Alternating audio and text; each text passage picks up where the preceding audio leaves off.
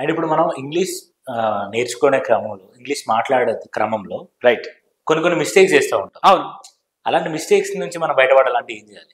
ఇంతకుముందు మనం అనుకున్నాం కదా టాపిక్ వినాలని, వినాల్సిందే కదా, ఓకే, వినాలి, నేర్చుకోవాలంతే. ఇప్పుడు మీరు ఒక గ్లాస్ మంచిలు కావాలి, రైట్? మనం తెలుగులో ఆలోచిస్తాం, నాకు గిమి సమ్ వాటర్ అంటాం. అవును సార్, అది పర్మిషన్. యాక్చువల్లీ ఏమనాలి మనం? Can I have a glass of water, right? Pen కావాలి మీరు, ఫర్ ఎగ్జాంపుల్ పెన్ ఇస్తావా అంటావా? పెన్ ఇస్తావా అంటే ఎంత రూడ్గా ఉంటుంది. Can I borrow your pen అంటే ఎంత స్టైల్గా ఉంది అది, right? Would you mind if I take your pen అంటే ఎంత స్టైల్గా ఉంది, బాగుంది. I would like to tell you something అంటే ఎంత బాగుంది అది. ఇప్పుడు మన భాష బాగుంటుంది, తెలుగు భాష అనేది వెరీ గుడ్ భాష, కానీ అది మన అంటే మనిషిని బట్టి మారిపోతుంటుంది. కొద్దిమంది వాళ్ళు మాట్లాడుతున్నప్పుడు రఫ్గా అనవచ్చు, స్వీట్గా అనిపించచ్చు, పొలైట్గా అనిపించచ్చు. సో ఫ్రెండ్స్ మాట్లాడుకునేది వేరు, ఆఫీసర్స్ మాట్లాడుకునేది వేరు. అదే మీరు ఇంగ్లీష్ ఎవడు మాట్లాడినా స్వీట్గానే ఉంటుంది. అది తిట్టైనా ఒక స్టైల్గా ఉంటుంది. మీరు అబ్జర్వ్ చేసి ఉంటారు బహుశా. అదే తెలుగులో బూతులు తిడితే డిఫరెంట్, అది ఇంగ్లీష్లో బూతులు తిడితే డిఫరెంట్, అది వేరే లెవెల్ ఇన్ జనరల్ కదా. అంటే వాళ్ళు అది ఇంటెన్సిటీ అనేది డిఫరెంట్ మారిపోతుంది, అది కొంచెం స్టైల్గా ఉంటుంది. అదే తెలుగు అంటే వాడు లేచి కొట్టేసాడు మనల్ని. సో ఇంగ్లీష్ అనేది compulsory. Okay sir. And one more thing ఏంటంటే, చాలా మంది ఇంగ్లీష్ నేర్చుకునే వాళ్ళు ఏం చేస్తారంటే యాక్సెంట్ కోసం, ప్రొనౌన్సియేషన్ కోసం రైట్ రికార్డ్ చేసుకుంటా ఉంటారు. రైట్, మాట్లాడి రికార్డ్ చేసుకొని మళ్ళీ వింటారు. అవును, ఇట్లా రికార్డ్ చేసుకొని వినడం ద్వారా మనం దాంట్లో ఎక్స్పర్ట్ అవ్వడానికి ఛాన్స్ ఉంటుంది. ఇప్పుడు రికార్డ్ మనం మాట్లాడుతున్నాం, ఫర్ ఎగ్జాంపుల్ మీరు స్పీచ్ ఇచ్చారు, ఒక హీరో గురించి చెప్పారు, మనం రికార్డ్ చేసుకున్నాం. ఇప్పుడు అద్దం ముందు మనం ప్రాక్టీస్ చేస్తాం. చాలా మంది ఇప్పుడు అద్దం ముందు ప్రాక్టీస్ చేస్తాం. స్పీచ్ ఇవ్వాలంటే అద్దం ముందు ప్రాక్టీస్ చేయాలి, అంటే మన ఎక్స్ప్రెషన్స్ బాగుండాలని ప్రాక్టీస్ చేస్తాం మనం. ఇది బాగుంది, ఇది థియరీ మాత్రమే. థియరీ కదా. ఇప్పుడు మనం ఏం చేస్తున్నామంటే మాక్సిమం మనం రియాలిటీని ఫేస్ చేయం. ఓకే, ఇప్పుడు మనం ఏం చేస్తామంటే మాక్సిమం తప్పించుకోవడానికి ట్రై చేస్తాం మనం. సో దానికి బదులు ఫర్ ఎగ్జాంపుల్ నేను ఏం చేసేవాడిని అంటే కాల్ సెంటర్ ఫోన్ చేసేవాడిని. నాకు ఇంగ్లీష్ రానప్పుడు నాది idea mobile. Call centre phone చేస్తే అప్పుడు మన ఆప్షన్స్ ఉంటాయి అక్కడ, తెలుగు, హిందీ, ఇంగ్లీష్ కదా. సో ఇంగ్లీష్ కొడితే మనకు మినిమం వాళ్ళు ట్రై చేస్తాం కదా మనం. Exactly, right. నేను ఇంకా ఏం చేసామని అంటే ఆఫీస్కి వెళ్ళేవాడిని, ఏదైనా ఆఫీస్కి ఎంక్వైరీస్ కోసం, కంప్యూటర్స్ కానీ C++ ఏదో ఒకటి. ఆడికి వెళ్ళి మనం ఇంగ్లీష్లో క్వశ్చన్ చేస్తే వాడు ఇంగ్లీష్లో ఆన్సర్ ఇస్తాడు. సో ఇలా ప్రాక్టికల్గా వెళ్ళాలి. వాడు ప్రాక్టికల్ చేస్తుంటేనే మీకు వస్తుంటుంది. నేను ఇంట్లో కూర్చుంటా, నేను ఇంటర్వ్యూ అటెండ్. ఇప్పుడు మనం ఏమనుకుంటామంటే ఇంటర్వ్యూ వెళ్దాం, మనము ఇప్పుడు నేను స్టూడెంట్స్ చూస్తాం కదా, ఆడు ఇంటర్వ్యూకి వెళ్ళాడు. ఏమనుకుంటున్నాడంటే సార్ నేను ఫస్ట్ నాకు బాగా ఫ్లూయెన్సీ ఇంగ్లీష్ రావాలి సార్ అంటే. ఫ్లూయెన్సీ వచ్చే లోపల పుణ్యకాలం కలిసి గడిచిపోతుంది.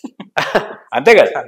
ఫస్ట్ మనము ఏ జాబ్ కావాలో ఆ జాబ్కి రెగ్యులర్గా 100 జాబులు ఉంటాయి, వెళ్తూనే ఉండాలి, టిక్ కొడుతున్నాడు, రోజు వెళ్తుండే వాళ్ళే.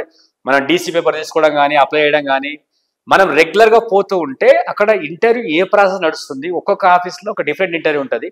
వాడు ఎలాంటి క్వశ్చన్ చేస్తాడో నాకు ఐడియా వస్తుంది. సో మీకు కాన్ఫిడెన్స్ లెవెల్ పెరుగుతుంది. జాబ్ రాకపోయినా పర్లేదు కానీ ప్రాక్టీస్ వస్తుంది, మనకు ధైర్యం పెరుగుతుంది. So practice is must. Recording ఇది ఓకే, సడన్ లెవెల్ వరకు ఓకే, కానీ ప్రాక్టీస్ కావాలంటే బయటికి వెళ్ళాల్సిందే, మీరు జనాలతో మాట్లాడాల్సిందే. You have to speak up, then only will get English, or else you never get. Okay సరే అండి. ఇప్పుడు ఇప్పుడు దాంట్లో నుంచి బయటకు వచ్చిన ఇలా నేర్చుకోవాలి.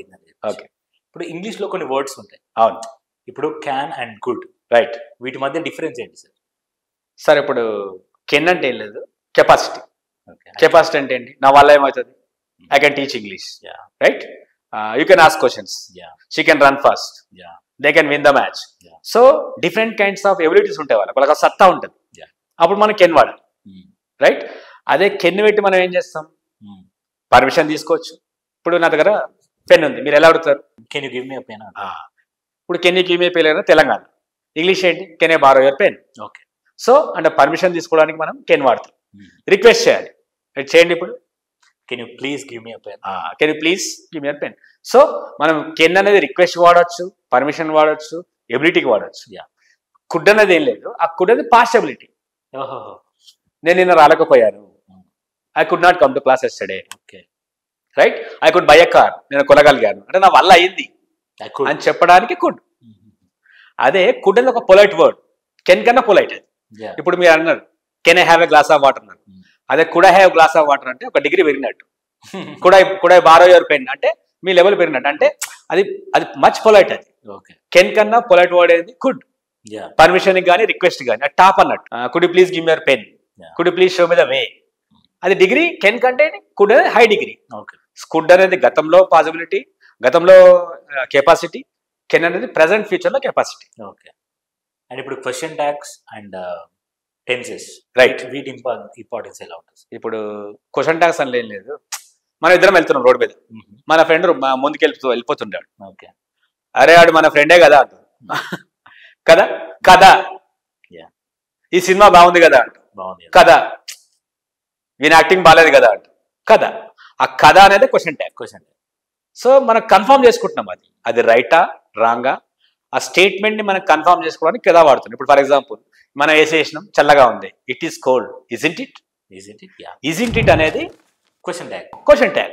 ట్యాగ్ అంటే ఏం లేదు, అది తోక ప్రశ్న. ఇది వన్ కైండ్ ఆఫ్ క్వశ్చన్, దానికి మనం ఆన్సర్ కూడా ఇవ్వచ్చు. Yeah. It is cold, isn't it? Yes it is. Yeah. No it's not. So question tag అనేది నథింగ్ బట్ ఏంటి, మనం కన్ఫర్మ్ చేసుకుంటున్నాం. ఇది జనరల్ గా ఏం చేస్తుంటారు అంటే, మీరు చూస్తుంటారు ఫర్ ఎగ్జాంపుల్ లెక్చరర్ ఒక టాపిక్ చెప్పి ఇజింట్ ఇట్ అంట కదా Yes. అనమాట. యాక్చువల్ అంటే ప్రతి ఒక్క దానికి ఇజింట్ ఇట్ కాదు, ఆ సెంటెన్స్ బట్టి మారిపోతుంటుంది అది. Okay. I don't know English, do I, అక్కడ డూ ఐ వాడాలి మనం. They play cricket, don't they, అక్కడ డూ వచ్చింది కాబట్టి డోంట్ రావాలి, ఆర్ వచ్చింది కాబట్టి ఆర్ అంట్ రావాలి, కాంట్ వచ్చింది కాబట్టి కెన్ రావాలి. పాజిటివ్ స్టేట్మెంట్ నెగటివ్ ఇవ్వాలి క్వశ్చన్ ట్యాగ్, నెగటివ్ ఉంటే పాజిటివ్ ఇవ్వాలి. ఓకే.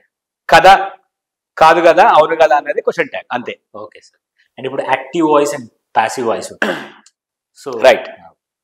సో యాక్టివ్ వాయిస్ అనేది మ్యాక్సిమం ఏం చేస్తున్నాం అంటే మాట్లాడడానికి బాగా పనిచేస్తుంది. ప్యాసివ్ వాయిస్ ఏంటంటే ఫర్ ఎగ్జాంపుల్ ఒక లెటర్ రాస్తున్నాం, ఒక హెడ్డింగ్ రాస్తున్నాం. ఇప్పుడు న్యూస్ పేపర్ హెడ్డింగ్ ఉంది for example, 10 persons were killed in an accident by a lorry అని మనం ఆ పేపర్ రాగలుగుతామా? పేపర్ నిండిపోతుంది. నిండిపోతుంది. స్పేస్ ఉండదు కదా, మొత్తం అదే నిండిపోతుంది. అదే నిండిపోతుంది. సో అది షార్ట్ ఏంటి, 10 killed అని హెడ్డింగ్ పెడతాడు. హెడ్డింగ్ పెట్టి చిన్న కాలంలో రాస్తాడు, అప్పుడు ఎక్స్ప్లెయిన్ చేస్తాడు ఆ కాలం. 10 persons were killed in an accident by a lorry at Kotturu. Okay. So అట్లాంటప్పుడు బాగా పనిచేస్తుంది. సో రెండు మీనింగ్స్ ఏమే, కానీ ప్యాసివ్ అనేది మోస్ట్లీ రిటర్న్కి పనిచేస్తుంది, యాక్టివ్ అనేది మోస్ట్లీ మాట్లాడడానికి పనిచేస్తుంది. కానీ కొద్దిమంది స్టైల్గా మాట్లాడడానికి ప్యాసివ్ కూడా వాడేస్తున్నారు. మనకు అర్థం కావాలంటే ఇప్పుడు for example I washed clothes, I was washed. అర్థమైంది. సో ఐ వాష్డ్ క్లోత్స్ అంటే నేను ఉతికినా, బట్టలు ఉతికినా. ఐ వాజ్ వాష్డ్ అంటే మన తెలుగు వాటి ఏమంటున్నా అంటే ఐ వాజ్ వాష్డ్ అంటే నేను వాష్ చేసిన అనుకుంటున్నాను. మన మైండ్ లో ఐ వాజ్ వాష్ అంటే నేను ఉతికేసిన, కానీ యాక్చువల్ ఏంటంటే నన్ను ఉతికినట్టు. అదే ప్యాసివ్, అదే తేడా. ఐ వాజ్ వాష్డ్, నన్ను ఉతికారు అంటే నేను దెబ్బలు తిన్నా, నన్ను కొట్టినారు. ఇప్పుడు I bet the dog, I was beaten. So మన తెలుగు మనం అక్కడ అడే దీంట్లో ఈ సెంటెన్స్ లో వాజ్ ఉంది కాబట్టి తెలుగులో మనం మీడియం మన తెలుగు మీడియం ప్రాబ్లం ఏంటంటే ఆడ వాజ్ వచ్చింది కాబట్టి అది పాస్ట్. ఐ వాజ్ బీటెన్ అంటే ఓ నేను కొట్టేసిన. యాక్చువల్ ఐ వాజ్ బీటెన్ అంటే ఏంటి, నేను దెబ్బలు తిన్నా, నన్ను కొట్టేశారు అని. ఇంత తేడా ఉంటుంది యాక్టివ్ ప్యాసివ్.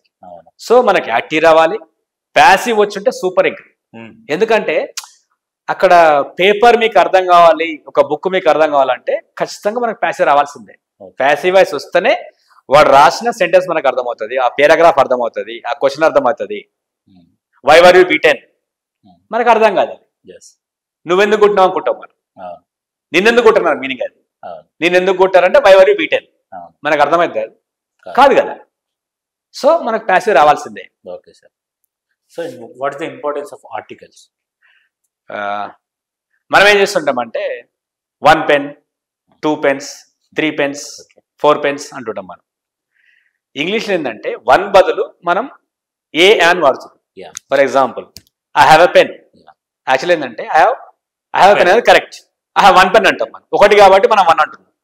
ఇక్కడ మనం ఏ వాడాలి కంపల్సరీగా, ఐ హ్యావ్ ఎ పెన్. ఎందుకంటే ఫస్ట్ లెటర్ పెన్ అనేది ఫస్ట్ లెటర్ కాన్సనెంట్ సౌండ్ ఇస్తుంది, పా అంటే కాన్సనెంట్ సౌండ్ అది. I have a pen. So first letter common noun కి సింగులర్, అది ఆ సింగులర్ 1 కదా. 1 ప్లేస్ లో మనం ఏ కాన్సనెంట్ సౌండ్ ఫస్ట్ లెటర్కి వస్తే ఏ పెట్టాలి, వవెల్ సౌండ్ వస్తే యాన్ పెట్టాలి. నెక్స్ట్ ది ఉంది ఫర్ ఎగ్జాంపుల్, ది అంటే అది particular. The man who is taking my interview is mister Neville. అది. సో మనం చూపిస్తున్నాం అక్కడ, అంటే స్పెషలైజ్ చేస్తున్నాం, అప్పుడు దా పెట్టాలి మనం. సో ఆర్టికల్స్ ఇంపార్టెంట్ కదా. ఇప్పుడు వాళ్ళు 1 అనకుండా ఏ అనాల్సిందే కదా, ఆయన అనాల్సిందే మనం. సో దా అనాల్సిందే మనం. సో అది దానాల ది అనేది ఇంపార్టెంట్ మనకు. వవల్ సౌండ్ తో స్టార్ట్ చేసినప్పుడు దాన్ని ది అనాలి, రైట్. కాన్సనెంట్ తో స్టార్ట్ చేసినప్పుడు దాన్ని దా అనాలి.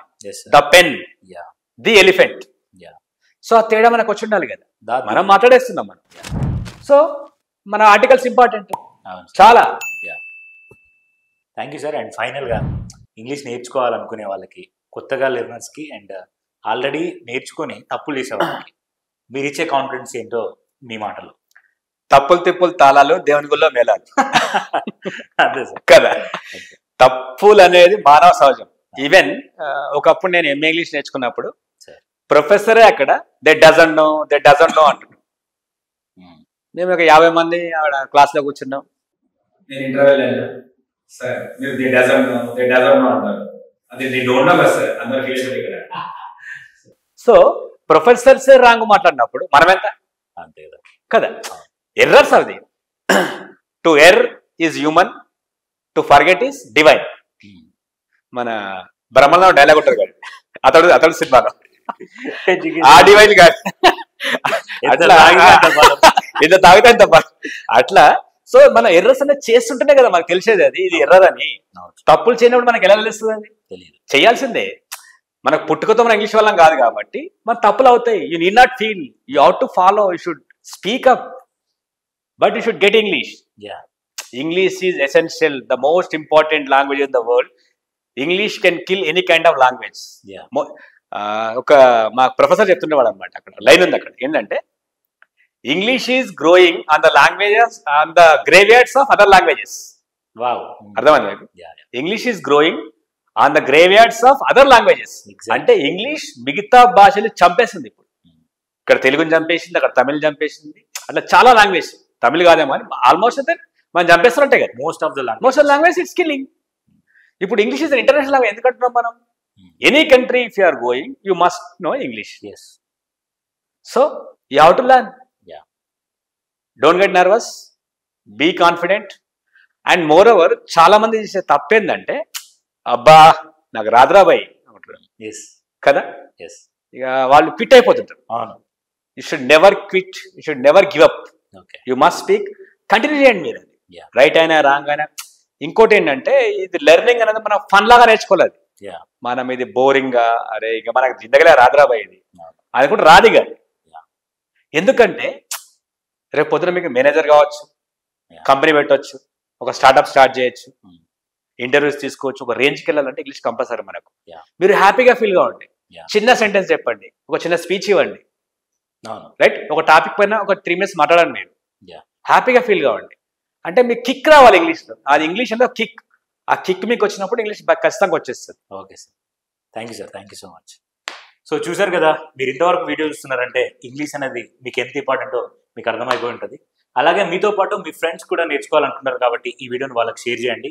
సో ఒకవేళ కొత్తగా వచ్చినట్టయితే మా ఛానల్ని సబ్స్క్రైబ్ చేసుకోండి. మీకు ఇంకేమైనా క్వశ్చన్స్ ఉంటే ఖచ్చితంగా కామెంట్ బాక్స్లో మాకు తెలియజేయండి. మరొక వీడియోతో మళ్ళీ ముందుకు వస్తా. అంతవరకు చూస్తూనే ఉండండి social post. Thank you, bye bye.